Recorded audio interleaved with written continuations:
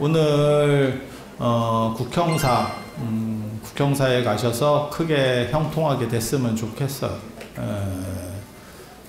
그게 이제 나라를 위하는 그런 사찰이기도 한데 국가가 잘 되는 것도 굉장히 좋고 하지만 개인이 잘 되면 조금 더 좋고 나도 잘 되고 국가도 잘 되면 더 좋고 여러분은 어떻게 생각하셔요? 국가가 잘 되고 내가 잘 되는 게 좋아요?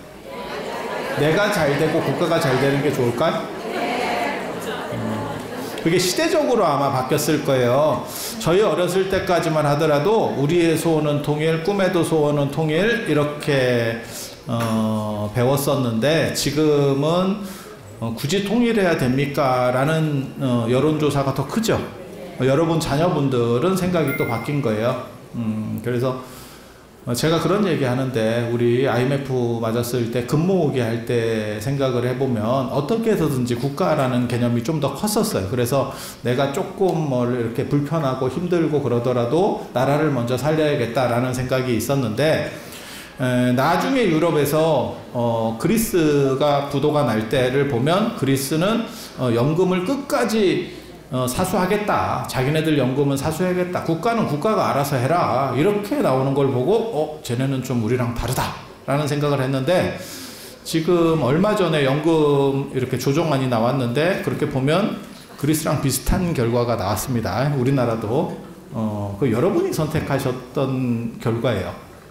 그래서 사실은 조금 덜 내고 조금 더 내고 덜 받는 방식으로 가서 여러분들 자녀분들의 부담을 좀 줄여주는 쪽이 바람직하지 않나라는 생각을 했지만 그거는 네 생각이고 일단은 바꿔봐야겠다 라는 여론이 더 높았죠.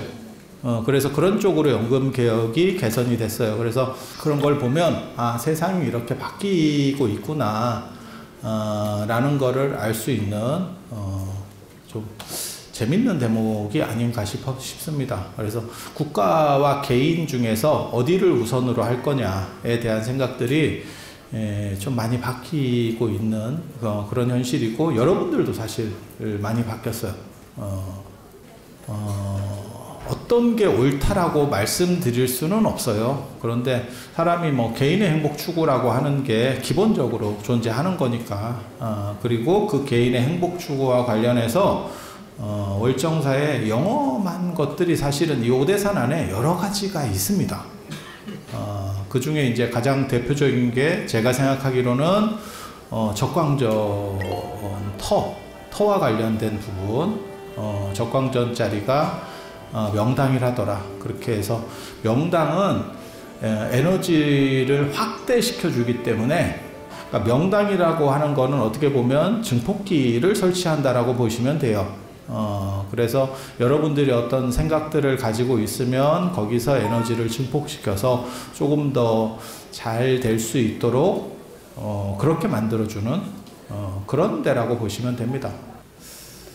그리고 국가와 개인의 우선순위 얘기했었잖아요. 지금은 아무튼 개인 쪽으로 더 이렇게 어떻게 보면 비중이 가는 쪽이에요. 시절이 국가적인 부분이 계시면 참 훌륭한 분입니다. 훌륭한 분인데 그렇게 지금 조금씩 넘어가고 있죠. 그리고 순식간에 넘어간 그렇게 국가와 개인과 관련해서 이 무게중심의 변동보다 더 큰 게 반려동물에 대한 판단이에요. 지금 반려동물 인구가 1,500만입니다. 1,500만. 우리나라 인구 한 5천만 생각했을 때 3분의 1이에요.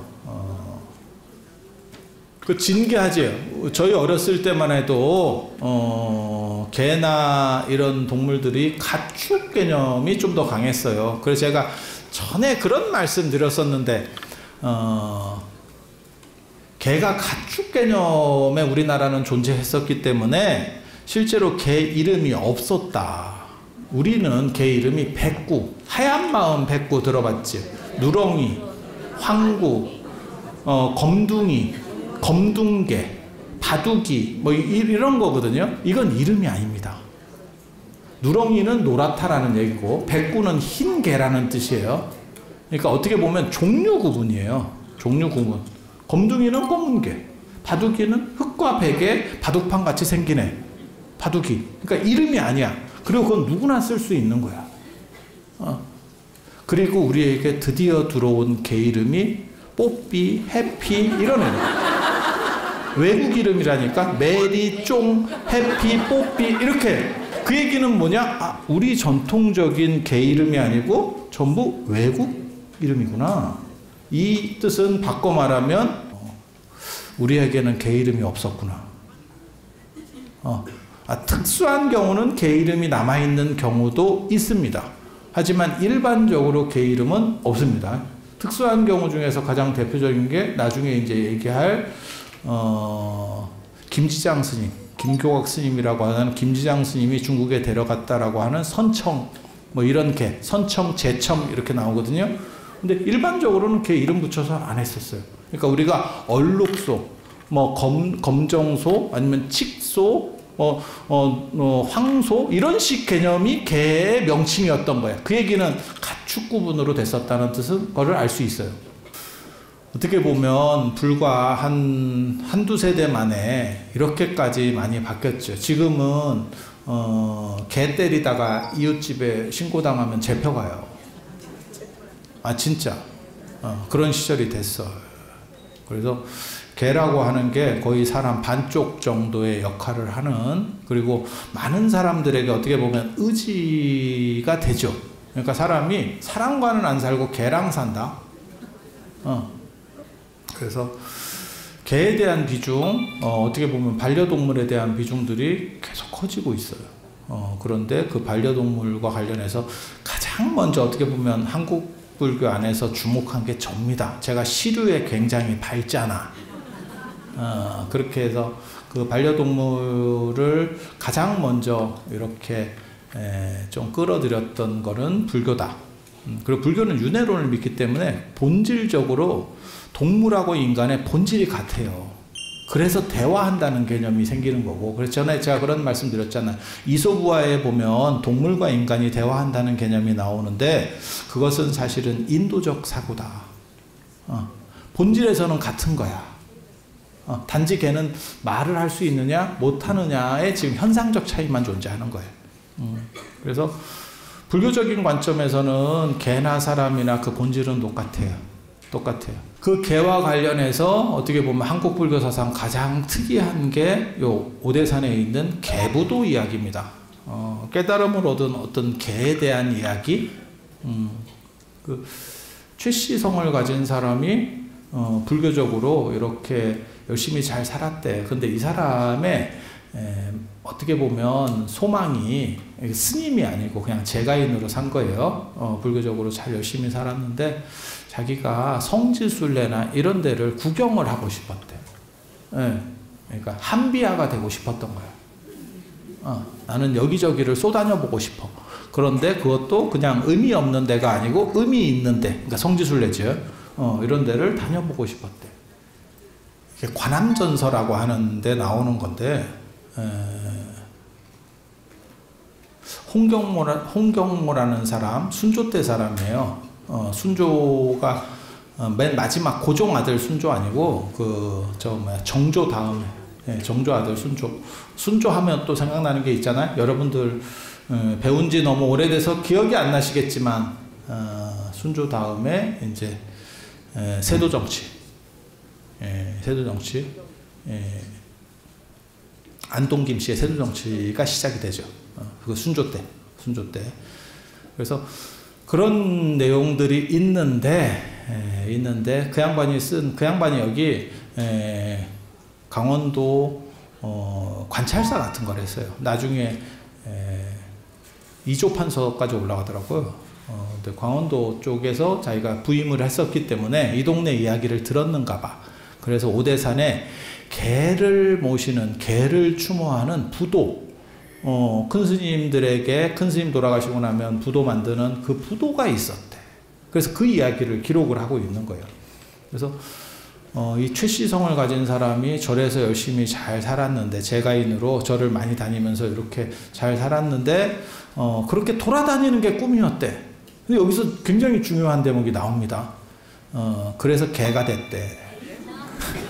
잘 돌아다니라고 개로 만들어줬대. 너무 여러분 그 돌아다니는 거 그래서 스토리가 거기서 끝나는 건 아니야. 자기 딸 꿈에 나타나서 죽자마자 죽고 나서 자기 딸 꿈에 나타나서 내가 저 집 개로 됐다. 그렇게 해서 가보니까 일반 개하고 다르더래. 그래서 최거사라고 부르면 대답을 하고 그리고 일반 사람들 먹고 그 다음에 계율을 지키면서 산대.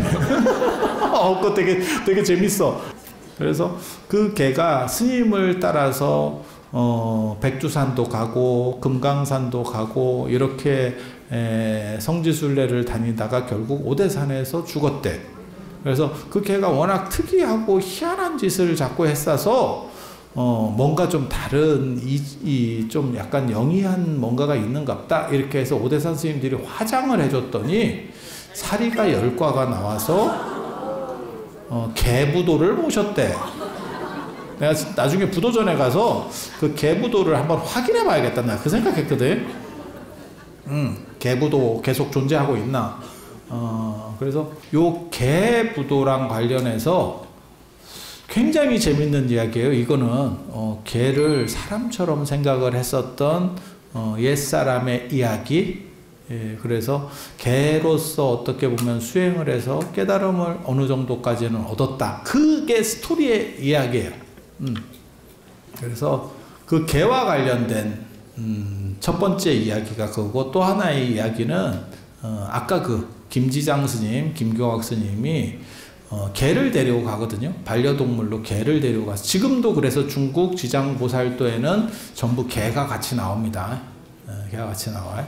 그리고 우리나라 고려불화에도 개가 나오는 그림들이 몇 점 있습니다. 실제로. 그러니까 고려시대 때도 그 개 이야기가 흐르고 있었던 거야. 흐르고 있었던 거야. 고려불화에도 나오니까.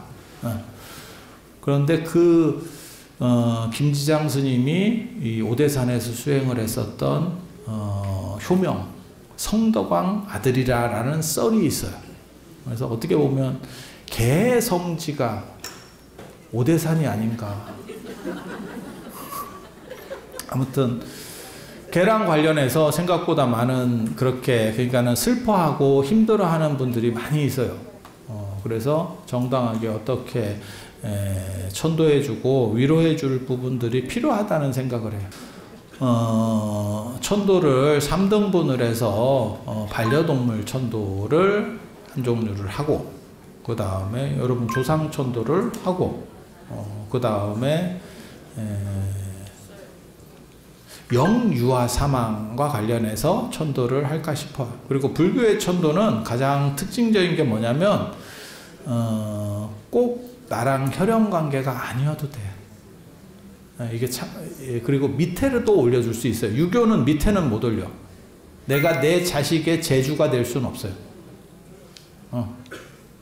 그런데 이게 수자령도 있고 여러분 정도의 연세면 형제간에도 있을 수 있어요. 키우다가 이렇게 올라오다가 그래서 저 같은 경우 늘상 생각하는 게 그거잖아요. 그러니까 우리도 그런 거 있어요. 예전 어른들이 이렇게 막 7, 8씩, 어떤 집은 막 10명씩도 되고 이런 거 있잖아요. 근데 나이 차이가 너무 많은데 중간에 떴어. 그러면 삭제입니다. 그런 집들이 있어. 그러니까 뭐 병으로 잃었거나 뭐 어떻게 잃은 거예요. 한두 명이 이렇게. 아니 그런 거 생각 다 있으시잖아. 그렇게. 그래서 어렸을 때 잃는 경우도 있고, 또 수자령 그때만 하더라도, 지금은 수자령이 많이 안, 수자령이 뭔지 아세요? 물에 떠내려간 자식, 그러니까는 유산, 요즘으로 말하면 유산입니다. 근데 지금은 의료가 발전해서 유산 확률이 별로 없습니다. 그래서 그 유산에 대한 부분들, 그 다음에 영유아 사망과 관련된 부분들 예전에는 많이 있었어요. 지금은 진짜 죽으라고 고사진해도 잘 안 죽어, 생각같이. 근데 예전에는 사소한 걸로 죽고 막 이랬었죠. 그래서 여러분들도, 제가 이번에 일본에 그 승가대 교원 연수 교수 연수들 갔을 때 저랑 같이 방슨 선생님이 언제 정년하냐고 제가 물어보니까 여쭤보니까 정년 나이 지났는데 호적이 잘못돼 갖고 지금 버티고 있다 이러더라고. 이게 뭘 의미하는지 아시죠? 예전에 죽을까봐 늦게 신고하시는 분들이 있어. 그래서 꼭 주민증 안 까고 내가 몇 살인데를 계속 주장하시는 분들이 있어. 근데 그런 분들이 이제 지금은 행복한 상황이 된 거죠. 그래서 얼마나 많은 분들이 그렇게 돌아가셨으면, 그래서 그런 분들에 대해서도 천도를 할까 싶어요. 그래서 영가천도라고 하는 건 여러분이 다 아는 거고, 무차대회라고 하는 걸 여는 거예요. 무차는 막음이 없다. 예전에 우리 나홍 스님 선생님이 여기 북대랑 영감사에 계셨던 그 나홍 스님 선생님이 지공 스님이에요. 근데 지공 스님이 인도 분인데 이 고려로 와서 그렇게 인기를 끌었던 이유가 뭐냐면 지공 스님의 방식에는 성별 지위가 없어. 그러니까 그 당시에는 귀족제 사회인데 귀족이나 평민이나 똑같이 대하면서 가르치는 거야. 그게 이제 무생계라고 하는 거거든요. 우리가 수계할 때도 그 무생계가 성별, 그러니까는 지금은 성별이라는 게 별 의미가 없는데 여러분 어렸을 때만 해도 성별의 의미가 있었잖아요. 남성이 유리했죠. 네. 그런데 고려시대 때 이 남녀차별이 있었던 그 시절에 남성과 여성을 동등하게 불교에서 교화하려고 했고, 그 다음에 신분제가 있었어요. 그거를 다 넘어서서 평등하게 하려고 했어요. 그러니까 사람들이 거기에 환호하더라는 거예요. 근데 지금도 마찬가지예요. 그 정신을 이어서 이 무차는 막음이 없다. 누구가 와도 막음이 없다. 그렇게 해서 동물과 인간을 넘어서는 그런 평등과 화해, 그리고 죽은 사람과 산 사람의 화해, 그리고 예전에는 그렇게 돌아가신 분들을 피지도 못하고 죽은, 그리고 거기에는 그 사람 입장에서는 피지도 못하고 죽었을 수도 있지만 살아있는 사람 입장에서는, 부모 입장에서는 안타까움이 있을 수밖에 없어. 안타까움과 약간의 미안함, 어쩔 수 없는 미안함. 그건 내가 선택한 건 아니었어. 하지만 뭔가 약간의 그 애잔함이 없을 수는 없죠. 그래서 그런 거를 그냥 제 생각에는 가슴에 묻고 갈 게 아니고 가슴에 묻어봐야 화병밖에 안 돼요. 묻지 말고 털어낼 수 있는 화합의 장을 한번 만들었으면 좋겠어요. 그게 수륙제도 내나 그런 거거든요. 수륙제가 천지, 하늘과 땅, 명양, 죽었거나 살았거나, 수륙, 무태 살거나, 그러니까 땅에 살거나 물에 살거나, 그걸 다 아울러서 이거를 풀어준다라고 하는 게 수륙제예요. 수륙제예요. 그래서 천지, 명양, 수륙제를 줄여서 수륙제라고 하니까 사람들이 수륙이니까 바다 용왕제 같은 생각을 자꾸 하는 거야. 그게 아니고 모든 살았고 살아있고 죽어있는 모든 생명의 화합과 평화를 도모하는 게 수륙제예요. 그래서 영험한 사찰에서는 하는 게 수륙제입니다. 그리고 뭐가 있냐면 저는 그렇게 생각합니다. 제 생각이 얼마나 맞을지는 잘 모르겠는데, 사람이 나이를 먹으면 옛날 생각을 더 하게 되고, 그리고 자신을 약간씩 이렇게 되돌아보는 시간이 더 많아져요. 많아질 때 털어내야 될 부분은 털어내는 게 좋아. 근데 그거를 사실 뭐 수자령이나 이런 부분은 미안한 얘기인데 그 사람으로서는 못 털어내요. 어떻게 털 거야?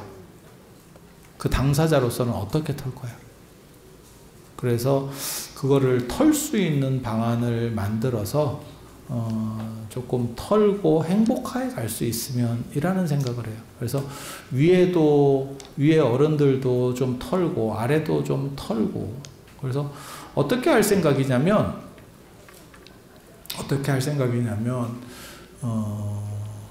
여러분 6월 달에 그 돌아가신 분 수계도 받았죠? 그걸 갖고 와요. 갖고 와요. 수개첩이 있으신 그런 돌아가신 분들은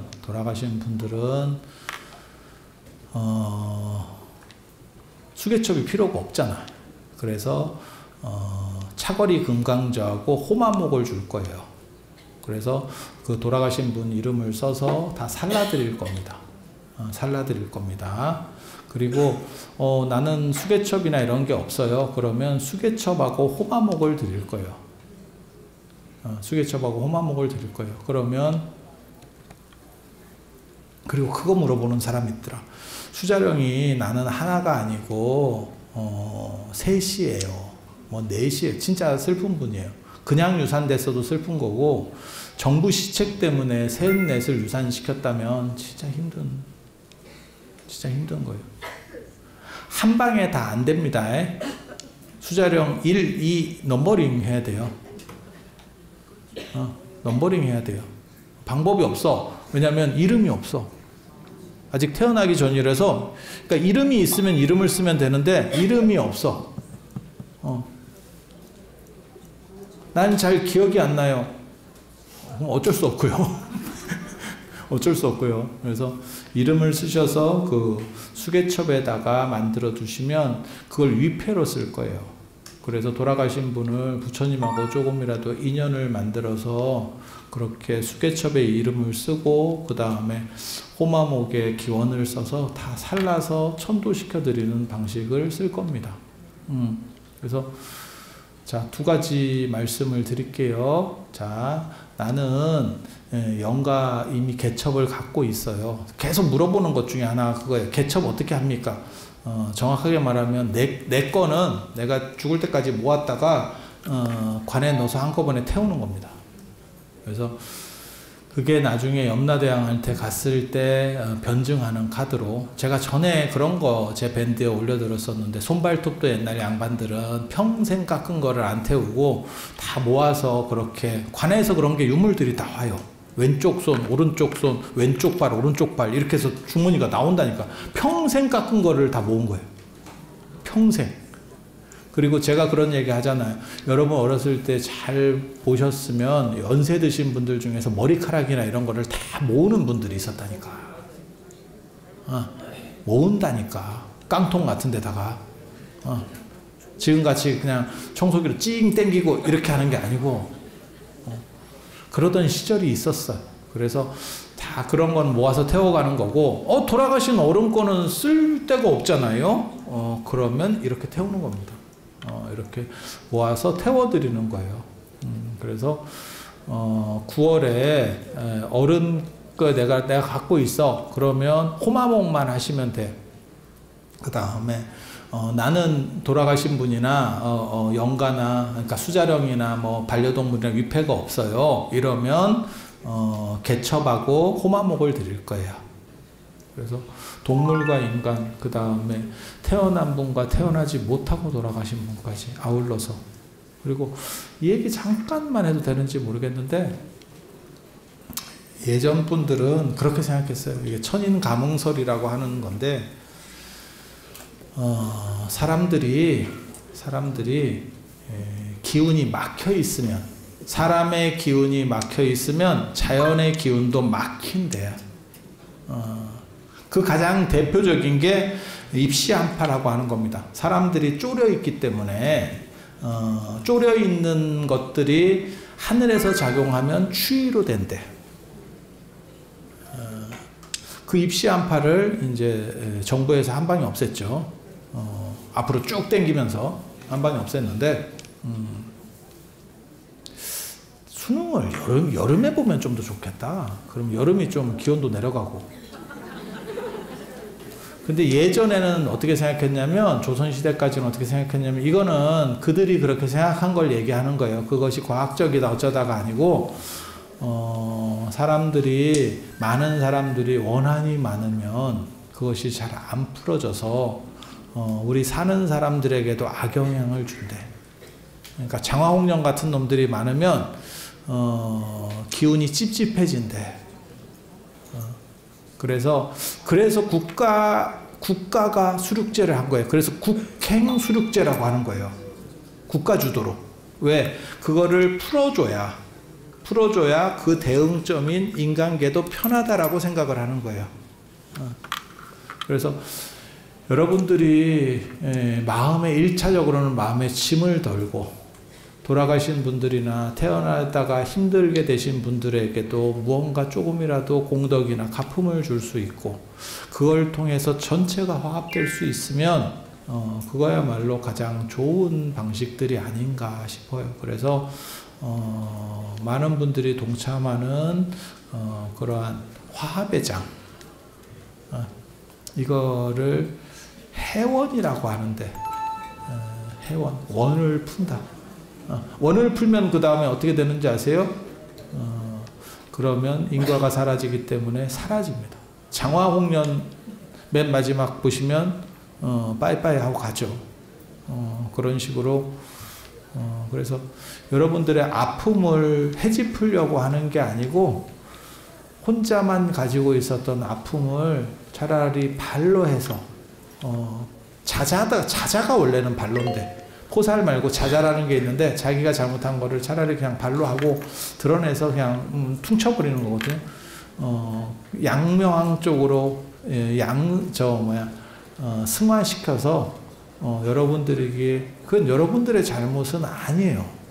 그것이 어떤 일이든지 간에 시대적인 상황, 그 다음에 여러분들의 환경적인 상황들이 어쩔 수 없이 여러분들을 짓눌러서 벌렸던 사건들이에요. 그래서 그러한 부분들이 다 화합되고 잘 털어질 수 있도록 그렇게 해서 여러분들이 걸렸던 걸쇠가 사라지면서 조금 더 행복으로 나아갈 수 있으면 이게 어떻게 보면 종교의 순기능 중 하나라는 생각을 합니다. 그래서 9월에는 그러한 천도법회를 할 거예요. 그래서 미리 알아놓으시고 준비를 해주시면 되겠습니다. 자, 들어오셔서 감사합니다.